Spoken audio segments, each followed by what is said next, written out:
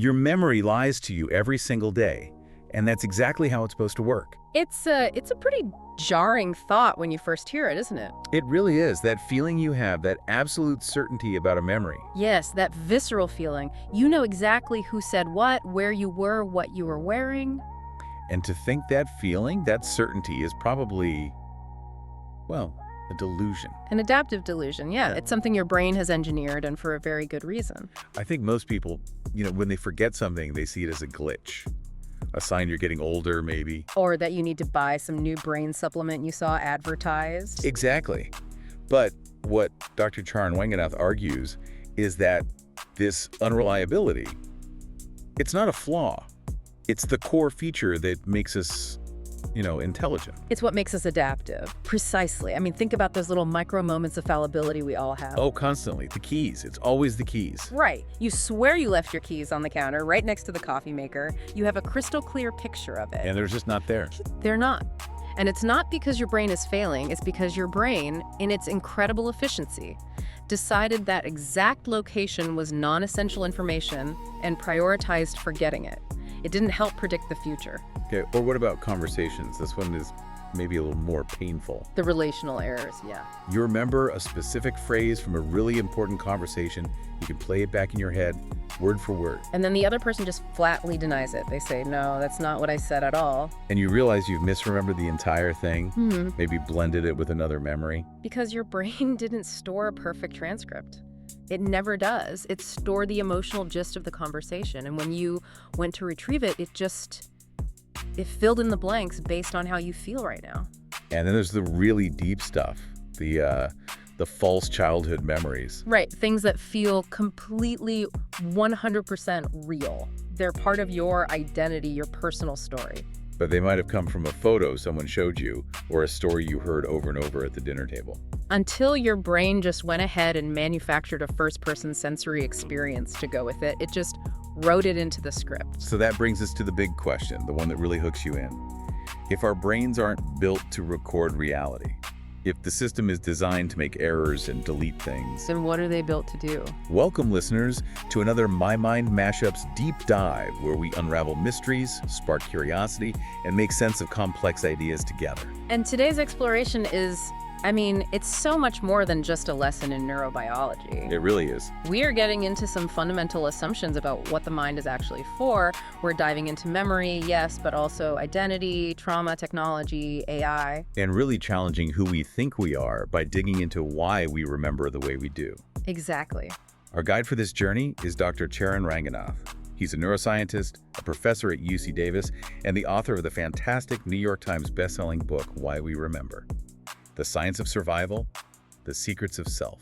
And that's our mission today for you, the learner. This isn't just a book report. It's a real breakdown of the mechanisms of memory, its true purpose for survival, and why it's also incredibly relevant in our, digitally flooded lives. We're here to spark your curiosity, to challenge your assumptions, and to expand your understanding of your own mind. Absolutely. We're going to get into things like NMDA receptors, synaptic plasticity, the doorway effect. And why forgetting is, paradoxically, one of the smartest things your brain does all day. Don't forget to like, share, and subscribe if you enjoy content that makes you think. So before we get into the real nuts and bolts, the biology, I think it's important to understand who our guide is. Dr. Ranganath's background really gives his ideas a ton of context. He's not just an academic in an ivory tower. Not at all.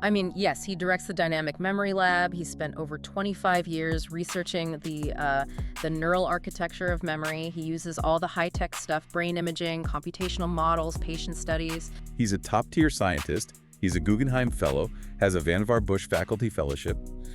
These are major awards in the scientific community. They are. But the thing that makes him the perfect guide for a deep dive like this is the human side. He's relatable. Very. He jokes that he wrote the book because he needed it because of his own forgetfulness, which, as we'll find out, he actually sees as a good thing. And he's a songwriter, plays guitar. That's fascinating. It is, because it shows he has this appreciation for narrative, for storytelling, which is exactly what he argues memory is doing, constantly building our life's story. But the experience that really seems to define his perspective, the thing that makes his work on trauma so powerful, was his early career.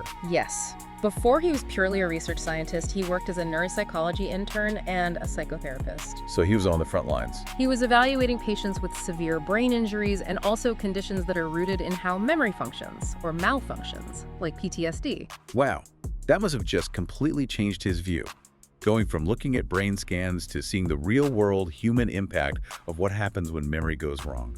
It had to. It clearly sensitized him to the role memory plays in healing, in our identity, in our ability to think critically.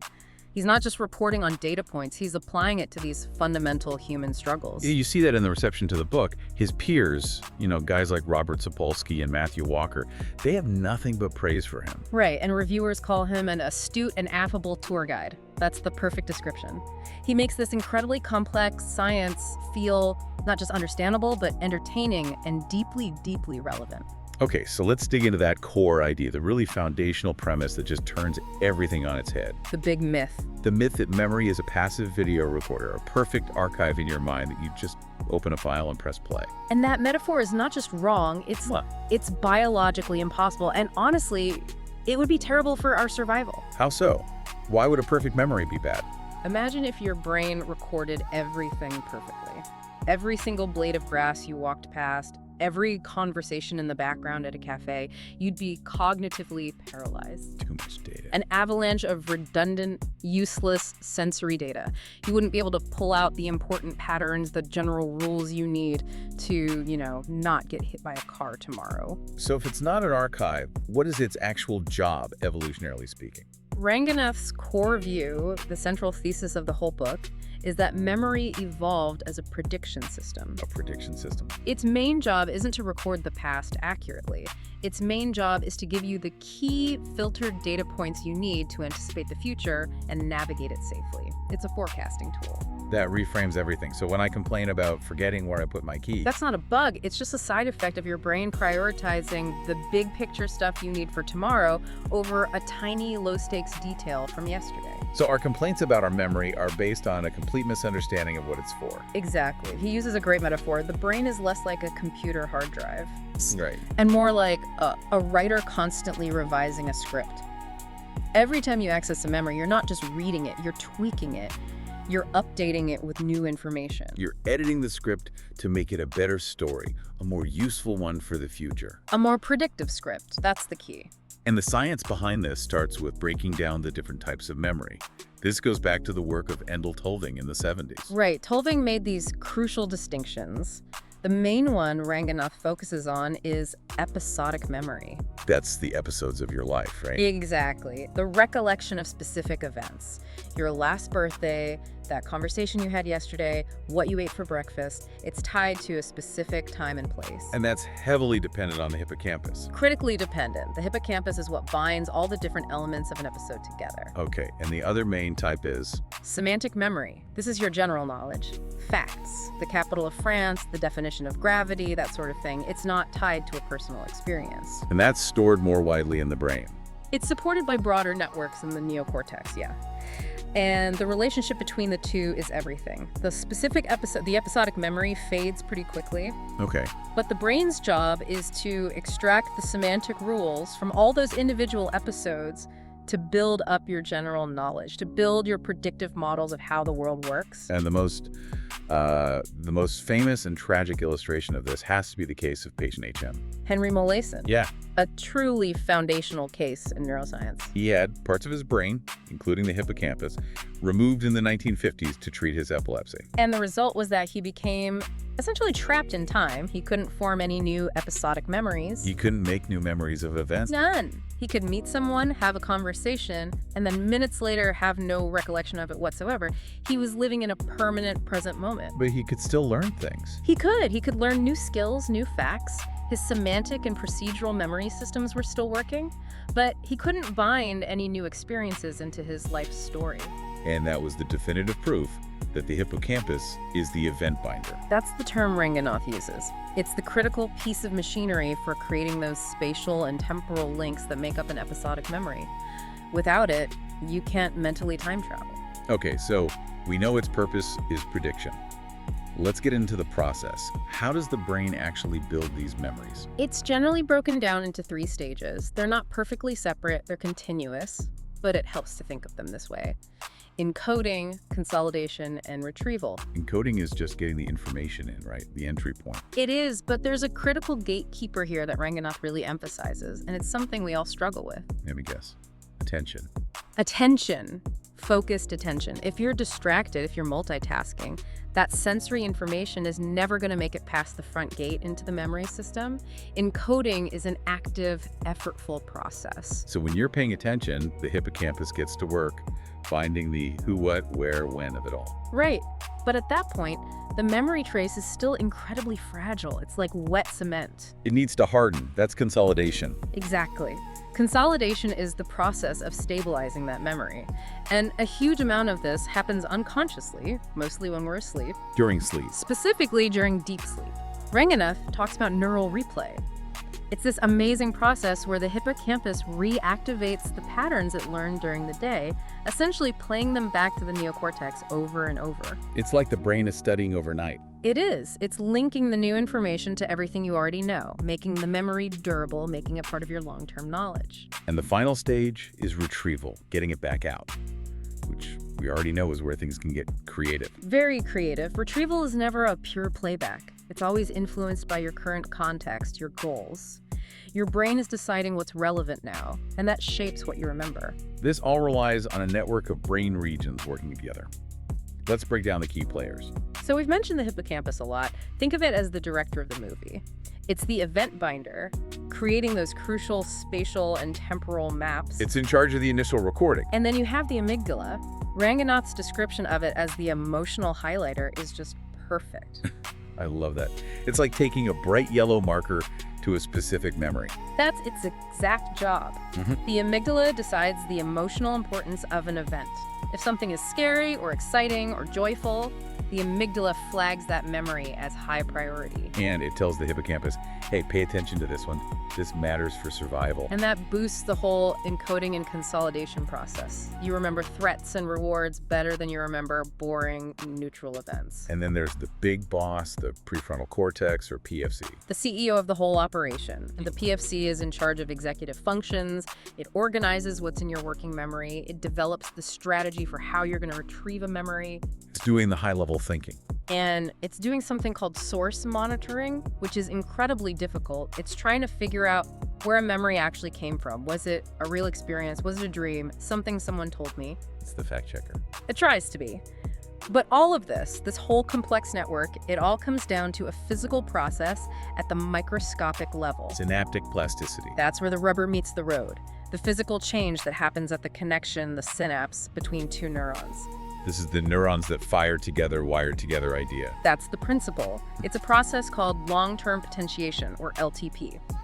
When 2 neurons are activated at the same time repeatedly, the connection between them gets physically stronger. I want to get into the mechanics of that because it's not just a saying, it's a real physical change. It is. It's a biochemical cascade.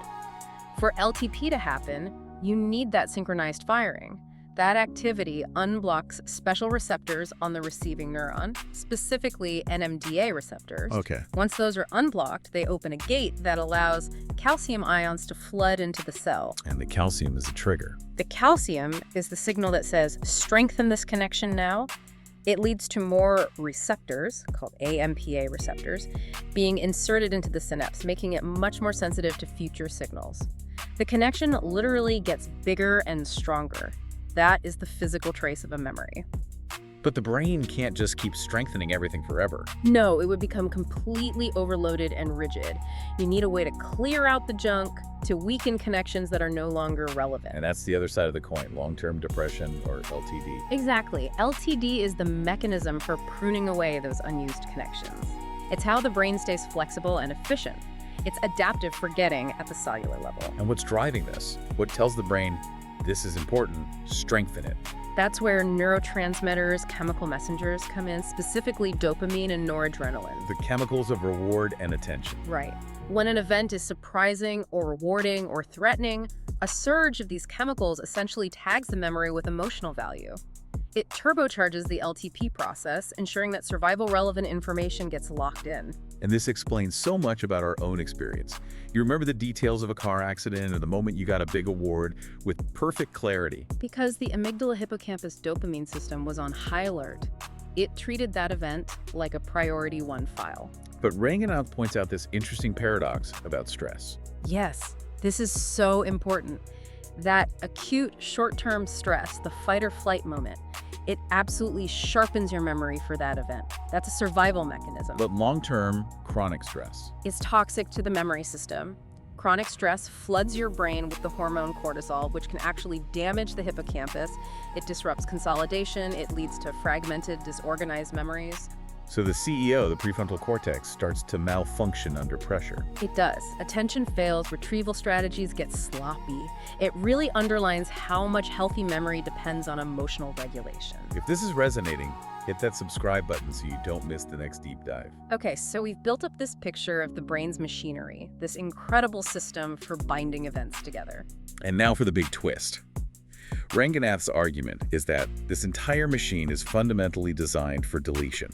Yes, forgetting isn't a malfunction, it's the whole point. It's the feature, not the bug. It is the ultimate feature. I mean, think about the sheer amount of data you take in every second of the day, the background noise, the irrelevant details. If you remembered everything, you couldn't function. You'd be paralyzed by the clutter. Yeah. You couldn't see the forest for the trees. Exactly. Forgetting serves this critical adaptive function. It protects you from overload, and most importantly, it allows for generalization. What do you mean by generalization? By forgetting the tiny specific details of 50 different trips to the grocery store, your brain can extract the general rule, the schema of what a grocery store is and how it works. That general rule is way more useful for your 51st trip than remembering the exact placement of the avocados last Tuesday. So the brain is strategically clearing its cache to improve its predictive power. Constantly. And beyond the synaptic pruning of LTD we talked about, there are other mechanisms for this, like interference, where two similar memories compete with each other and make both harder to recall. Okay. But he also talks about event boundaries, which is a fascinating idea. Event boundaries. This is the doorway effect. That's the classic example. Studies show that when you walk through a doorway from one room to another, you experience a tiny, measurable dip in memory for what you were just thinking about. I feel like that happens to me 10 times a day. I walk into the kitchen and completely forget why I'm there. Because your brain perceives that doorway as an event boundary. It segments the experience, effectively closing the mental file on what I was doing in the living room to free up cognitive resources for what I'm about to do in the kitchen. So it's a sign of an efficient brain, not a failing one. It's adaptive segmentation. But the most profound part of all this, for me, is the idea of memory's malleability. That remembering something isn't like playing a movie. Not at all. He says retrieving a memory is like hitting play and record at the same time. The act of remembering makes the memory trace unstable for a short period. And in that moment, you can change it. You can. It's a process called reconsolidation. You update the memory with new knowledge, you smooth out the emotional tone, you tweak the narrative to better fit your current self-image. This constant revision is what keeps our prediction system flexible. And he uses that great analogy with machine learning to show why this is such a strength. Right, he contrasts it with a problem in early AI called catastrophic interference. What's that? With some early neural networks, if you trained it on one task, like identifying cats, and then immediately trained it on a new task, like identifying dogs, the new learning would completely overwrite and delete the old learning. The knowledge of cats would just be gone. Wiped out. Catastrophically. Human memory, through this reconsolidation process, avoids that. We integrate new information. We refine and update our knowledge rather than just deleting the old file. It's a huge evolutionary advantage. So if you can't remember where you parked your car yesterday, you shouldn't worry. It just means your brain is doing its job clearing out the low-priority clutter to make your general map of the world better and more predictive. So if memory is this flexible, revisable system, it has this incredible power for healing and growth. But it also has a dark side, a potential to do real harm. If memory can heal, it can most certainly haunt. Let's talk about trauma. The neurobiology that allows us to, reframe a painful memory is the same process that can lock someone into a cycle of PTSD. It is. Ranganath explains that during a moment of extreme life-threatening arousal, the amygdala just goes into overdrive. The emotional highlighter completely floods the system. And it essentially hijacks the hippocampus. The emotional charge of the memory is encoded with terrifying intensity, but the context, the where and when, gets lost. The hippocampus's ability to bind the event into a coherent narrative fails. And that's why traumatic memories feel so different. They feel timeless. Exactly. They feel frozen, intrusive. They're not filed away as something that happened in the past. They feel like they are still happening right now because that contextual tag is missing.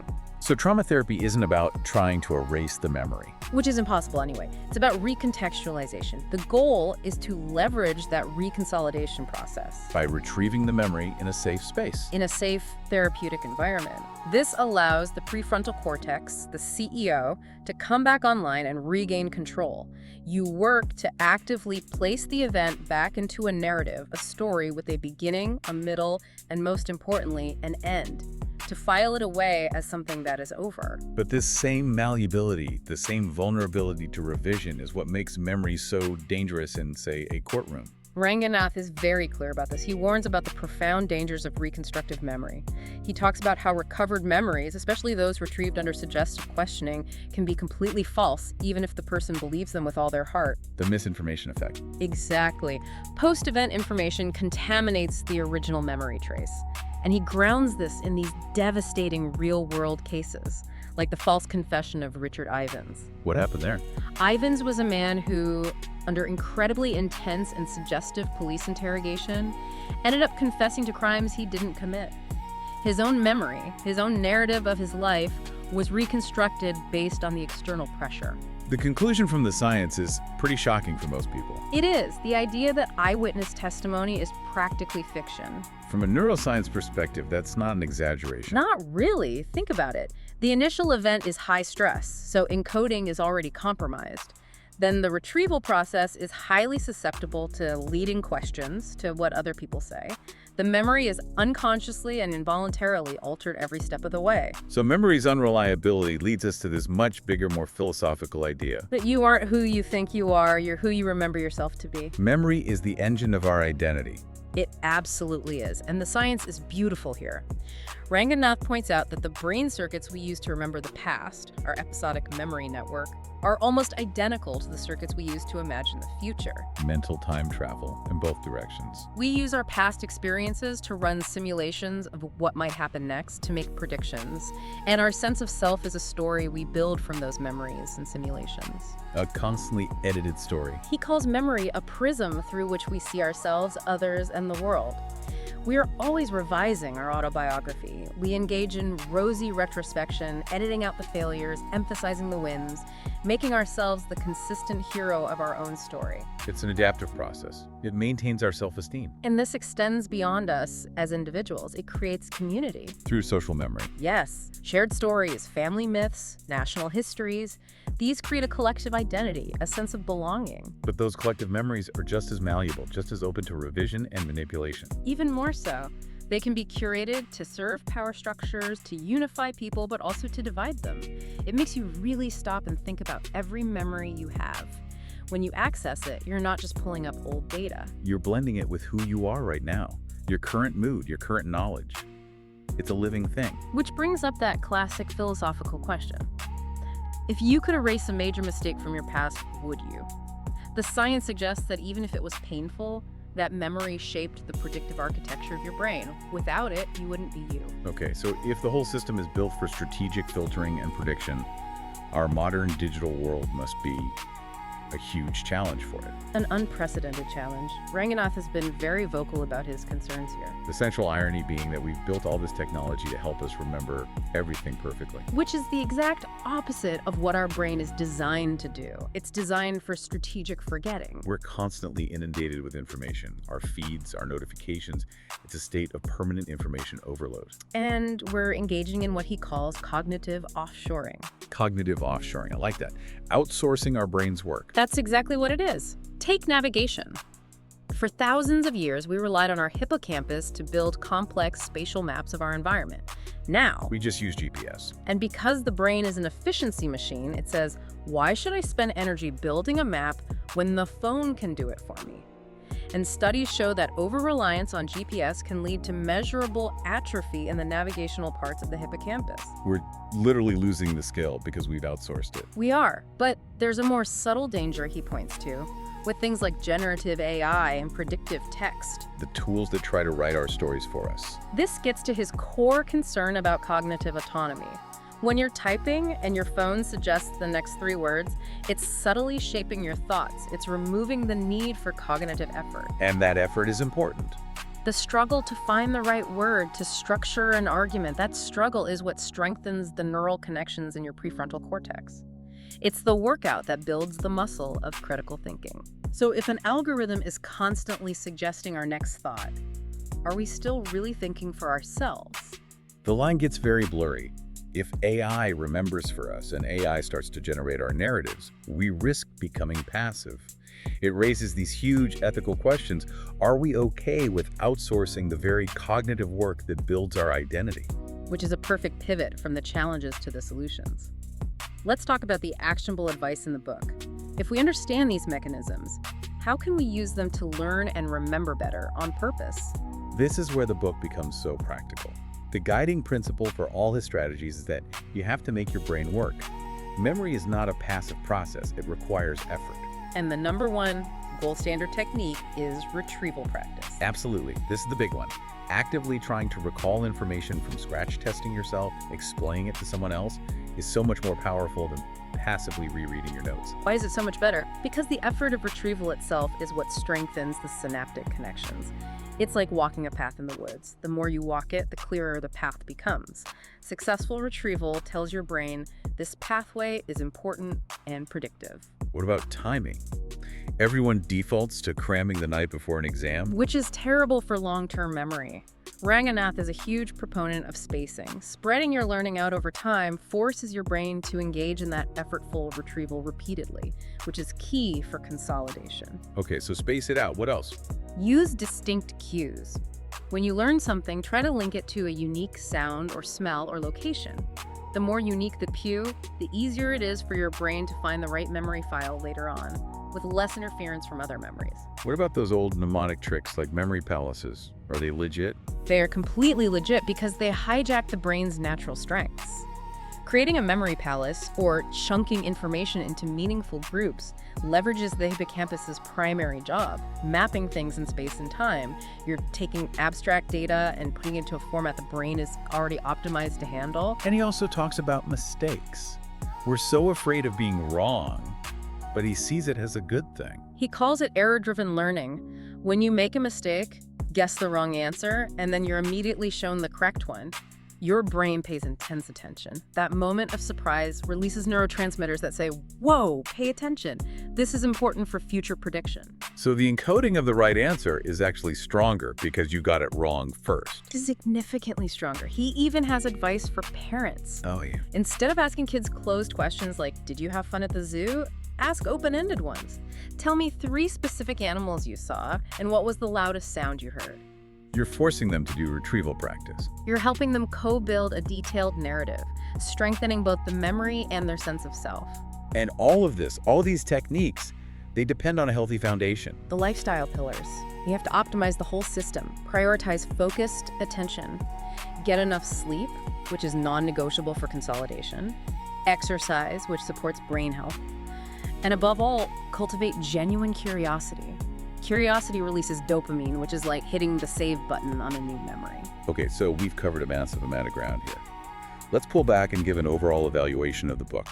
Why we remember. Well, commercially and critically, it was a huge success. Bestseller, best science book of the year from multiple outlets, and the praise was almost universal for Ranganath's ability to make this stuff so accessible. The metaphors are fantastic. The emotional highlighter, the writer revising a script, they really stick. And for our audience, the strengths are clear: accessible science, that really refreshing and balanced view that actually celebrates forgetting, tons of practical advice, and it's so relevant to today's world of AI and trauma. Were there any criticisms? Any limitations? A few, yeah. Because he's a rigorous scientist, he backs up every claim with a summary of a specific study or experiment. A handful of reviewers felt that sometimes this could slow down the narrative and give it a bit of a textbook feel. A minor quibble for that level of scientific accuracy, though. I think so, and some readers felt the theme of the self was a little less developed than the incredibly detailed sections on memory optimization. But when you put it in context with other popular science books, it really finds its niche. It does. It's the perfect bridge. It connects the deep neuroscience of someone like Robert Sapolsky with the practical therapeutic work of someone like Bessel van der Kolk. And it provides the scientific why behind learning strategy books like Make It Stick. It really synthesizes a lot of different fields. It's just a brilliant, insightful, and honestly a very humane guide to the brain. For anyone who wants to understand the stories that make them who they are, it's an essential read. Like, comment, and subscribe to hear more My Mind MashUps deep dives. I think the biggest takeaway, the final insight that Ranganath leaves you with, is just how liberating it is to understand memory this way. Liberating how? It's liberating to know you don't have a broken recording device. You have an adaptive, forward-looking survival tool. That imperfection isn't a flaw to be anxious about, it's the source of your cognitive freedom. It takes the pressure off. Forgetting is okay. It's necessary. It shifts your focus from trying to perfectly preserve the past to intentionally shaping the future. Exactly. Because if retrieval is an act of creation, it means we have agency. We can consciously choose how we frame our stories. By changing how we remember, we literally change who we are becoming. You're not a prisoner of your past. You're the dynamic storyteller of your future, and memory is your most essential, powerful pen. So drop your thoughts in the comments. We'd love to hear them. Share a memory that you realize now has probably been revised, or a takeaway from this that changes how you see your own mind. Your perspective could shape our next deep dive. Remember to find My Mind MashUps everywhere you listen. Amazon Music, Audible, Facebook, Pocket Casts, Spotify, TikTok, and YouTube. We'll see you next time.